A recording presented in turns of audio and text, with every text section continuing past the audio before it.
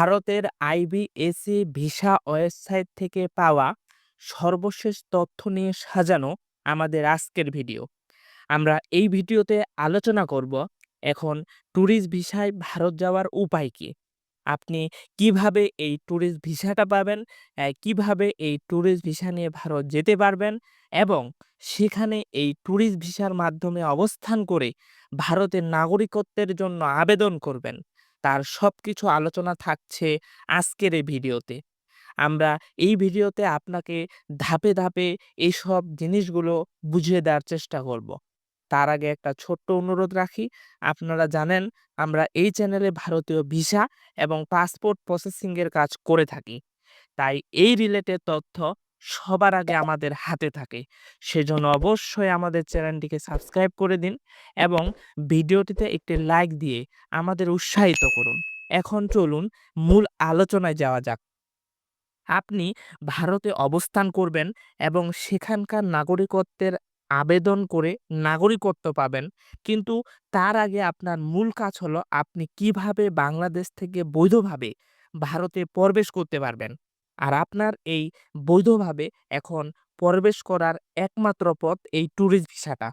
আপনি যদি ভারত যেতে চান এই ট্যুরিস্ট ভিসার মাধ্যমে, তাহলে আমি যে কথাগুলো বলব সে ধাপগুলো আলোচনা করব, তা মনোযোগ দিয়ে ভিডিওটি শেষ পর্যন্ত শুনুন। আর হ্যাঁ, একটা গুরুত্বপূর্ণ নিউজ দিয়ে রাখি। এই সীমিত আকারের ট্যুরিস্ট ভিসায় আপনি ১০ আগস্ট থেকে যে ভিসা ফিটা ৳৮২০ পরিবর্তে ৳১৫০০ হয়েছে, এই ৳১৫০০ প্রদান করার মাধ্যমে রাজশাহী, রংপুর, নীলফামারী, খুলনা, ঢাকা, চট্টগ্রাম আইভিএসি সেন্টারে গিয়ে সম্পন্ন করতে পারবেন এই ট্যুরিস্ট ভিসায় আবেদন।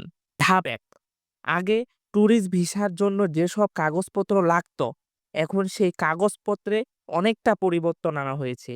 আপনাদের বুঝিয়ে বলি, আগে এই পাসপোর্টের মেয়াদ ৬ মাস থাকলেই হতো, কিন্তু এখন তা পরিবর্তন করে ৮ মাস হয়েছে। অর্থাৎ আপনার পাসপোর্টের মেয়াদ ৮ মাস থাকতে হবে। তাহলে আপনি এই ট্যুরিস্ট ভিসাটা সীমিত আকারে দেওয়া হচ্ছে, সেটা পেয়ে যাবেন। ধাপ ২, আপনি যদি আপনার পাসপোর্টে যেমন আপনার নাম, আপনার বাবার নাম, আপনার মায়ের নাম এগুলো পরিবর্তন করে থাকেন, তাহলে এগুলোর জন্য আপনাকে আপনার নিকটবর্তী যে পুলিশ স্টেশন আছে সেখানে গিয়ে জিডি করতে হবে এবং এই জিডি করার কাগজপত্র আপনাকে প্রমাণপত্র হিসাবে জমা দিতে হবে।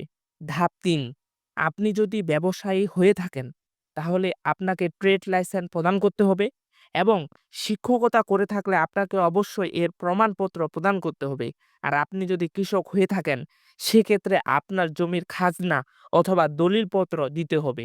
ধাপ ৪, আপনার ব্যাংক স্টেটমেন্ট ৬ মাসের অথবা আন্তর্জাতিক ক্রেডিট কার্ডের কপি অথবা প্রতি আবেদনকারীর জন্য $১৫০ সমমূল্যের বৈদেশিক মুদ্রা এন্ডোর্সমেন্ট থাকতে হবে।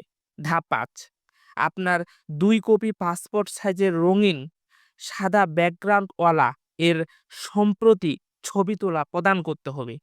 সর্বশেষ ধাপ ৬, আপনি এই কাগজপত্রগুলো অনলাইনের মাধ্যমে জমা দিয়েও এই ট্যুরিস্ট ভিসায় আবেদন করতে পারবেন।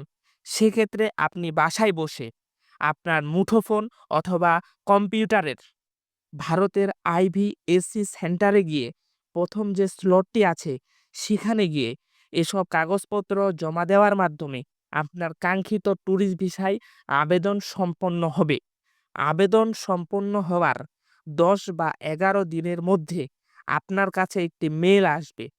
ইমেইলে প্রবেশ করে সেখানে একটি ছোট চিরকুটে আপনার ট্যুরিস্ট ভিসা সংক্রান্ত যা, যা ডকুমেন্ট তা ভারত সরকার প্রদান করবে এবং আপনি এই ট্যুরিস্ট ভিসার মাধ্যমে ভারতে গন্তব্য করতে পারবেন, সেটা বৈধভাবে।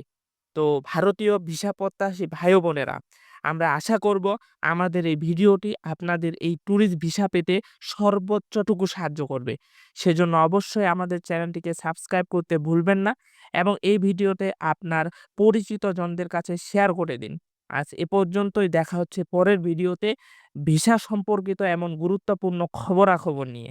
সে পর্যন্ত ভালো থাকুন, সুস্থ থাকুন। ধন্যবাদ।